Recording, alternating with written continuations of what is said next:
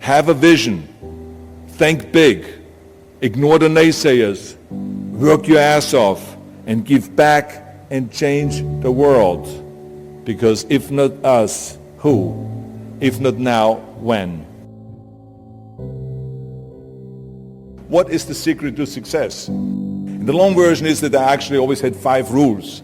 And everything that I did, I always used those 5 rules. And those 5 rules helped me to become successful in various different areas. And I believe that those rules can be applied to almost anyone and everyone. You don't need to be a bodybuilding champion. You don't need to want to be a governor of California or to be an action hero or anything like that.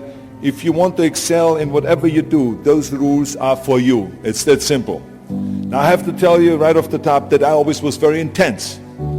As a kid already I was very intense and I was very hungry. I always wanted to be the best. I always wanted to be number one. I always wanted to get to the top. I never believed in just getting by. Now I have nothing against people that just want to get by, because I think there are many roads to happiness, but I think that we all here like to be successful and we are driven. So that's why those rules apply to you. So my first rule is find your vision and follow it. You see, I think it's the most important thing that we have a very clear vision of where we go. A goal, where do we go?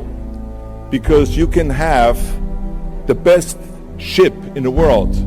You can have the best cruise liner, but if the captain does not know where to go, that ship will drift around the world and out there at sea and will never end up anywhere. And this is exactly the way it is in real life. If you don't have a goal, if you don't have a vision, you just drift around and you're not going to be happy. This is why it is so important to have that vision. Now I created that vision in Austria because I grew up after the Second World War. Austria, right along with Germany, lost the Second World War, thank God. And the problem was that everyone was so depressed because they lost the war that there was alcoholism everywhere. There was, of course, depression. There was a terrible economic situation. There was famine. There was starvation and all of those things. And also it was kind of a little place and narrow. I felt I wanted to get out of there. I wanted to escape. And I couldn't see myself really to work there and to stay there, to work in a factory, or to work on a farm, or to even to follow my father's footsteps and to become a police officer. I couldn't see that either. As a matter of fact, that's what my parents wanted me to do. They wanted me to become a police officer and to marry a girl by the name of Heidi and to have a bunch of children and to run around like the Von Trapp family in The Sound of Music. But that's not what I saw. This was the vision of my parents, but not mine. And luckily one day in school I watched a documentary about America and I found myself. I knew exactly that is where I wanted to end up. I wanted to be in America.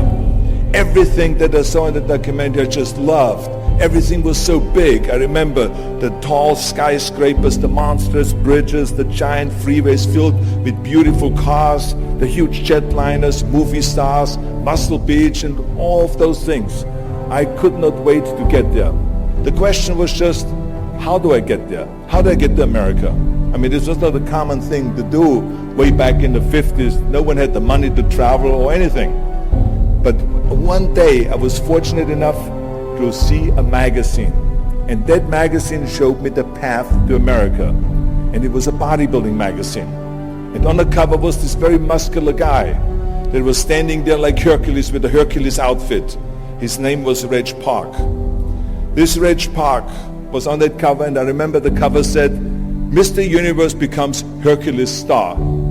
I read the article as fast as I could, learning about how he grew up in Leeds in England, poor, and how he trained 5 hours a day, every single day, and trained and trained and trained and lifted weights, and then he finally became Mr. Great Britain.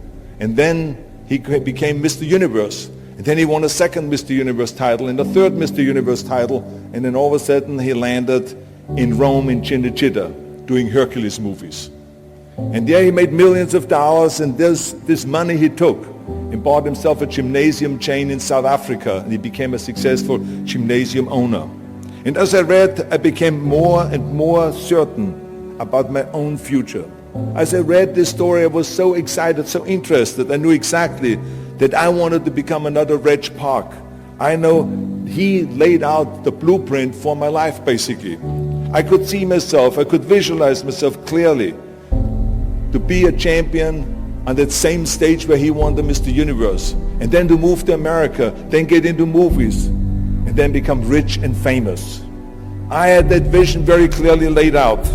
I was so happy that I knew exactly where I was going. From that moment on, everything that I did, no matter how hard I had to work or how much I had to struggle, it didn't matter. It was a wonderful joyride because I knew what the purpose was and I found my passion. The simple truth is, if you don't have a vision, if you don't have a goal, if you don't see your future laid out in front of you, you're just floating around without a purpose. And I think that the numbers speak for themselves. This is why so many people around the world are unhappy with their jobs. I mean, in America, 74% of the people hate their job and would like to change jobs.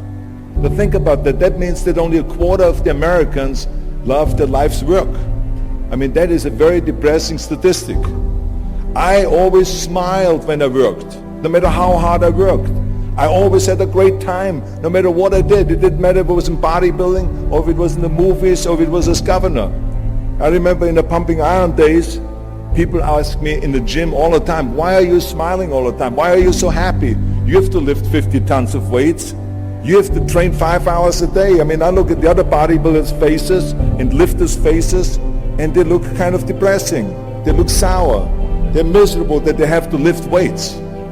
You don't look miserable, you look happy. And I tell them always, I say, I smile because I know exactly that every rep that I do, that every set that I do, every weight that I lift, I get one step closer to turning that vision of mine into reality and becoming that Mr. Universe. I could not wait to lift another 500 pounds in the squats.